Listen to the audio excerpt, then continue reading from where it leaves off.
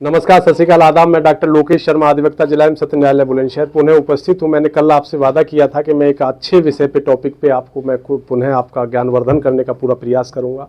तो मेरे विद्वान अधिवक्तागण, मेरे प्रशिक्षु अधिवक्ता एवं समस्त पक्षकार विपक्षकार जो भी मुझे देख रहे हैं, न्यायिक अधिकारीगण हो जो भी है, सब लोगों से मैं एक विशेष रूलिंग पे वार्तालाप करने के लिए यहाँ पर उपस्थित हुआ हूँ। आज विषय है कि जो अब तक एक बंधन परिवाद के विषय में जहां कंप्लेंट केस फाइल होता था किसी भी अधिवक्ता के माध्यम से किसी पक्षकार का, तो उसमें 200 सीआरपीसी का बयान अंकित होने से पूर्व में, वर्तमान में बीएनएसएस देखें तो 223 बीएनएसएस होता है, तो 223 बीएनएसएस का कोई भी बयान अंकित करने के पहले जो भी अभियुक्त बनाया, विपक्षी के रूप में जिसको बनाया गया है, उसको नोटिस देना अनिवार्य और बाध्यता कर दी गई थी, और जिसका अनुपालन मैक्सिमम स्थिति में संपूर्ण हमारे उत्तर प्रदेश में प्रत्येक जनपद के ऑनरेबल मजिस्ट्रेट महोदय, ऑनरेबल कोर्ट पीठासीन अधिकारी सब लगातार कर रहे थे कि पहले नोटिस तामील होकर आएगा, तब उसके बाद में 223 बीएनएसएस का बयान मीन्स 200 सीआरपीसी का बयान अंकित कराया जाएगा।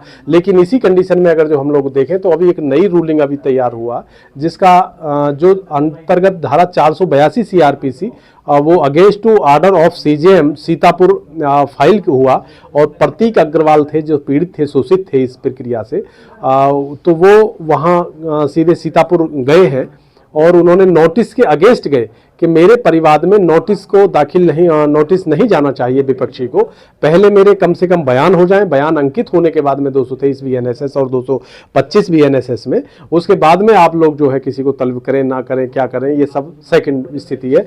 तो जब नोटिस गया तो उस नोटिस जेनेट के अगेंस्ट वो संपूर्ण ऑर्डर सीट और अपना पूरा प्लान की कॉपी लेके ऑनरेबल माननीय उच्च न्यायालय इलाहाबाद की बेंच जो लखनऊ खंडपीठ है वहाँ पे फाइल किया, और वहाँ पर राजीव कुमार ऑनरेबल जज साहबान ने पूरा इसका अवलोकन किया, और इसका जो रिट संख्या थी वहाँ पे 482 में प्रार्थना पत्र संख्या 10-390/2024 है। तो जो भी मेरे विद्वान अधिवक्ता बंधु या मेरे जुडिशियल ऑफिसर्स हैं, उसका अवलोकन वहाँ से भी किया जा सकता है 10-390/2024 में। और इसे जो रूलिंग फाइल हुआ Prateek Agarwal versus state of UP Lucknow bench खंडपीठ से, वहाँ से लिया जा सकता है इसकी संपूर्ण रूलिंग। तो उन्होंने ये माना, उसमें उन्होंने दोषपूर्ण माना उसको, Sitapur honourable chief judicial magistrate के आर्डर को, कि पहले 223 बीएनएसएस की जब तक गवाही नहीं हुई है, ना शिकायतकर्ता की गवाही हुई, ना गवाहों की कोई भी वहाँ बयान दर्ज किया गया, तो उसका बयान दर्ज करने से पूर्व जो नोटिस देना था तो उनको गलत माना, और उन्होंने लिखा उसमें कि शिकायतकर्ता और गवाहों के बयान दर्ज करने के बाद प्रस्तावित अभियुक्त को नोटिस जारी किया जाना चाहिए। तो ये बिल्कुल कंप्लीट 100% उन्होंने पारदर्शिता से, पवित्रता के साथ में और स्पष्टता के साथ में उल्लिखित किया, और ये एक मील का पत्थर साबित उन लोगों के लिए हुई जो वर्तमान में तामीला के अभाव में और कई महीने से लगातार अदालत के चक्कर काट रहे हैं। उनका 223 बीएनएसएस में ना स्वयं का बयान दर्ज हो पा रहा है, ना 225 में, और जो भी गवाह है ना गवाहों के बयान हो जा रहे हैं। तो मेरा मानना है, जहाँ तक मेरा ऑनरेबल जो भी जुडिशियल मजिस्ट्रेट महोदय हैं, कि वो भी इस विषय का संज्ञान लें। यदि कोई ऐसा मामला स्थिति में आता है तो वो भी कोई आवश्यकता नहीं है, पहले उनके बयान दर्ज करने आवश्यक हैं, तो उनके दर्ज बयान वैसे जर्नल मोड में भी यदि नहीं कर पा रहे हैं तो जो मैं रूलिंग का हवाला दे रहा हूं, राजीव कुमार ऑनरेबल जज साहबान Prateek Agarwal versus state of UP अंतर्गत धारा 482 सीआरपीसी में 10-390/2024 जिसका नंबर है एप्लीकेशन नंबर, तो उसका हवाला दे करके भी 223 बीएनएसएस में बयान दर्ज किया जा सकता है। इन्हीं शब्दों के साथ जो भी ऑनरेबल सर मेरे पास उपस्थित है मेरे साथ में, ऑनरेबल जज साहबान श्री सीपी सिंह साहब अतिरिक्त जिला जज साहब के रूप में, तो मैं उनसे भी निवेदन करूंगा कि ये रूलिंग का जो हवाला माननीय उच्च न्यायालय द्वारा प्रतिपादित किया है उस पर हल्का सा दृष्टिपात करेंगे। आदरणीय सर। धन्यवाद डॉक्टर साहब। आज का विषय विशेष रूप से परिवादों के मामले में बड़ा महत्वपूर्ण है। इसको समझने के लिए केवल 2 चीज़ें समझना जरूरी है।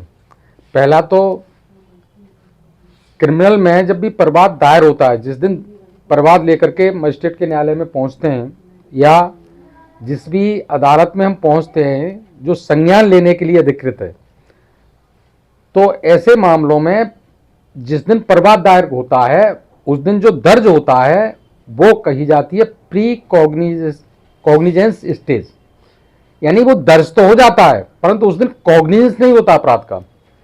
केवल for the collection of the evidence के लिए वो एक तरह से मान लिया जाता है, वो कॉग्निजेंस नहीं है अपराध का। इसीलिए अब बीएनएसएस में थोड़ा सा हल्का सा संशोधन कर दिया।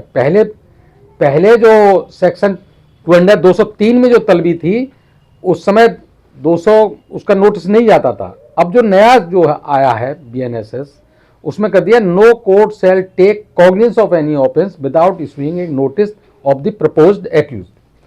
तो अब इसका अर्थ क्या हुआ कि जैसे ही गवाही पूर्ण हो जाएगी, जब गवाही पूर्ण हो जाएगी तब नोटिस चला जाएगा उसको, यानी कॉग्निजेंस पर तब सुना जाएगा उसे, तब जरूर सुना जाएगा, यानी तब उसको नोटिस देना मैंडेटरी है।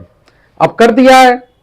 जो इस समय तो लेजिस्लेचर में अभी इसकी संवैधानिकता या वैधानिकता को चैलेंज नहीं किया है कि क्या है ये अल्ट्रा वायस। वैसे ये है कि एक्यूज्ड को जो बीएनएसएस के अंतर्गत अब इतना थोड़ा सा हल्का सा चेंजेस है कि पहले 203 भी without issuing of the notice उसको तलब कर लिया जाता था, तो अब कह दिया तलबी का मतलब क्या है? तलबी का मतलब है कि हमने कॉग्निजेंस ले लिया उस अपराध में, हम उसका ट्रायल करेंगे। कॉग्निजेंस का सीधा सा अर्थ है कि कोई भी अपराध है, जब मजिस्ट्रेट कॉग्निजेंस लेता है अपराध का तो ये कह रहा है कि हाँ ये अपराध हुआ है प्रथम दृष्टया, ये लग रहा है। अब इसको और ज्यादा आप उसकी आवश्यकता है ट्रायल की, कि इसको दंडित करने के लिए अब कितनी साक्ष्य की आवश्यकता है वो बाद में आती है, जिसमें उसको डिफेंस का भी मौका होता है। परंतु ये स्टेज एक और बढ़ा दी गई। तो मेरा तो ये है इस पे, इसमें क्रिटिसाइज तो करना, जो निर्णय है वो बिल्कुल अपनी जगह सही है। जो दिया है अभी निर्णय आया है कि प्रपोज्ड एक्यूज्ड को नोटिस गवाही लिखने के बाद दिया जाएगा, यानी 203 पहले वाले में 203, इसमें 200 उसी में कर दिया है। तो बस इतना सा है अंतर। परंतु इससे मेरे विचार से अगर इसको क्रिटिकली एग्जामिनेशन करो तो इससे और थोड़ी सी लंबी प्रक्रिया बढ़ जाएगी। जैसे कि पुलिस पहले रिपोर्ट दर्ज नहीं करती थी तो 156(3) करते थे, जब पुलिस रिपोर्ट नहीं दर्ज करती है तभी 156(3) में आते हैं। और वास्तविकता तो यही है कि पुलिस करती ही नहीं है। जब पुलिस करती नहीं है तभी कंप्लेंट का अधिकार दिया विक्टिम को, और उसमें भी अब ये एक और स्टेप बढ़ा दिया गया। तो स्टेप्स को कम होना चाहिए न कि ज्यादा है, क्योंकि एक्यूज्ड को तो आगे चल करके डिफेंस का करीब करीब कंप्लेंट केस में 2 स्टेज आती हैं। एक तो चार्ज से बनने से पहले आती है, 200 के बयान, जो पुरानी सीआरपीसी थी उसमें 244 के जब बयान होते थे तो 244 पे भी जिरह करते थे। जब तलब होके आ जाता था तब उसकी 244 की एविडेंस होती थी, तो वहां एक उसको डिफेंस करने का मौका है। इतना ही नहीं, कंप्लेंट केस में तो 246 में फिर डिफेंस का मौका था, यानी अगर आप चार्ज बनने के बाद वो फिर उसको जिरह करने का मौका था, और 246 में और गवाह जो प्रस्तुत होते थे उन पर भी डिफेंस उसको पूर्ण जिरह करने का अधिकार था। यानी 244 में भी जिरह का मौका था, 246 में भी जिरह का मौका था। तो अब ये यहां और मौका आ गया।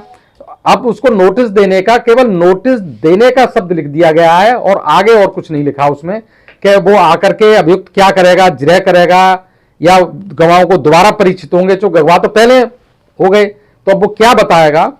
हो सकता है इस पर अब आगे निर्णय आएंगे तो उसके बाद इंटरप्रिटेशन इसका हम कर देंगे जो भी होगा। Thank you. बहुत बहुत धन्यवाद आदरणीय सर का, और जो भी यहाँ उपस्थित जन है मैं इनका भी हृदय से आभार व्यक्त करता हूँ।